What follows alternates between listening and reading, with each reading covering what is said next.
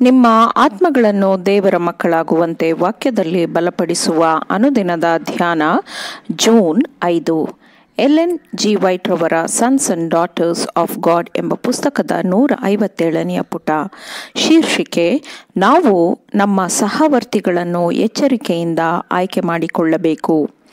ಈ ದಿನದ ಸತ್ಯವೇದದ ವಾಕ್ಯ: ಹೀಗೆ ಅವರು ಇಸ್ರಾಯೇಲ್ಯರ ಮೇಲೆ ನನ್ನ ಹೆಸರನ್ನು ಉಚ್ಚರಿಸಲಾಗಿ ನಾನು ಅವರನ್ನು ಆಶೀರ್ವದಿಸುವೆನು.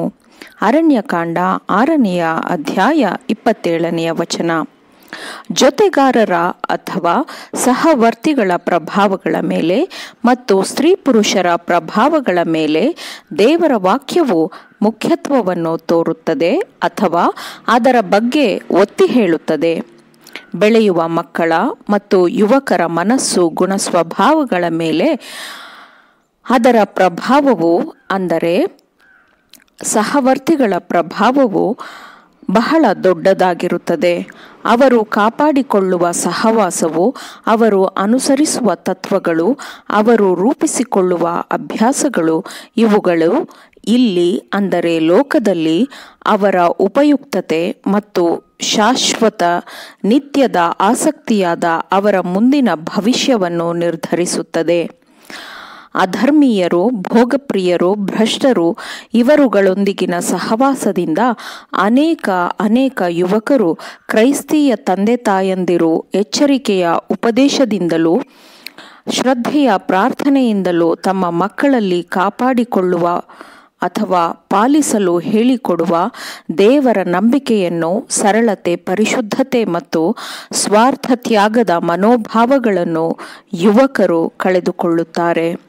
ವಿಶಾಲವಾದ ದೃಷ್ಟಿಕೋನ, ಆಲೋಚನೆಗಳು, ನಿಸ್ವಾರ್ಥ ಉದ್ದೇಶಗಳು, ಉತ್ಕೃಷ್ಟವಾದ ಆಕಾಂಕ್ಷೆಗಳನ್ನು ನಿಯಮದಂತೆ ಹೊಂದಿರುವ ಸ್ತ್ರೀ ಪುರುಷರ ಗುಣಸ್ವಭಾವಗಳು ಅವರ ಆರಂಭಿಕ ವರ್ಷಗಳ ಸಹವಾಸದಿಂದ ರೂಪುಗೊಂಡಿರುತ್ತದೆ.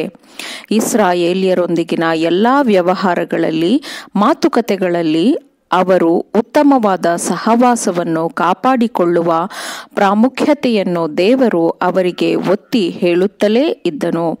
ನಾಗರಿಕ, ಧಾರ್ಮಿಕ ಮತ್ತು ಸಾಮಾಜಿಕ ಜೀವನದ ವ್ಯವಸ್ಥೆಗಳು ಹಾನಿಕಾರಕ ಒಡನಾಟದಿಂದ ಮಕ್ಕಳನ್ನು ರಕ್ಷಿಸುವ ದೃಷ್ಟಿಯಿಂದ ಮಾಡಲ್ಪಟ್ಟವು ಮತ್ತು ಮಕ್ಕಳ ಬಾಲ್ಯದ ವರ್ಷಗಳಿಂದಲೇ ಅವರಿಗೆ ದೇವರ ಆಜ್ಞೆಯ ನಿಯಮಗಳು ಮತ್ತು ತತ್ವಗಳು ಮಕ್ಕಳಿಗೆ ಪರಿಚಿತವಾಗುವಂತೆ ಎಲ್ಲವನ್ನೂ ರೂಪಿಸಲಾಗಿತ್ತು. ಒಂದು ಜನಾಂಗದ ಹುಟ್ಟಿನ ಸಮಯದಲ್ಲಿ ದೇವರು ಕೊಟ್ಟ ಕಲಿಯಬೇಕಾದ ಪಾಠಗಳು ಎಲ್ಲಾ ಹೃದಯಗಳನ್ನು ಆಕರ್ಷಿಸುವ ಸ್ವಭಾವವನ್ನು ಹೊಂದಿತ್ತು.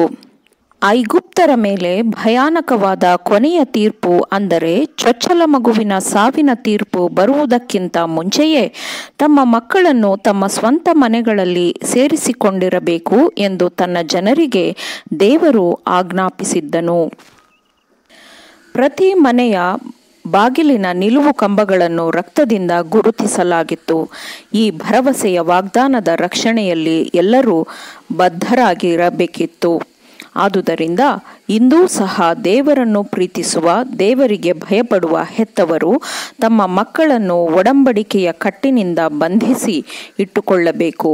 ಅಂದರೆ ಕ್ರಿಸ್ತನ ವಿಮೋಚನೆಯ ರಕ್ತದ ಮೂಲಕ ಸಾಧ್ಯವಾದ ಆ ಪರಿಶುದ್ಧವಾದ ಪ್ರಭಾವಗಳ ರಕ್ಷಣೆಯಡಿಯಲ್ಲಿ ಮಕ್ಕಳನ್ನು ಬಂಧಿಸಬೇಕು.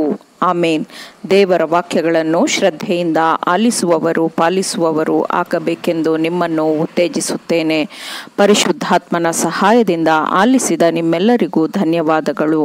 ಮತ್ತೆ ದೈನಂದಿನ ಧ್ಯಾನಕ್ಕಾಗಿ ನಾಳೆ ಸಂಧಿಸೋಣ.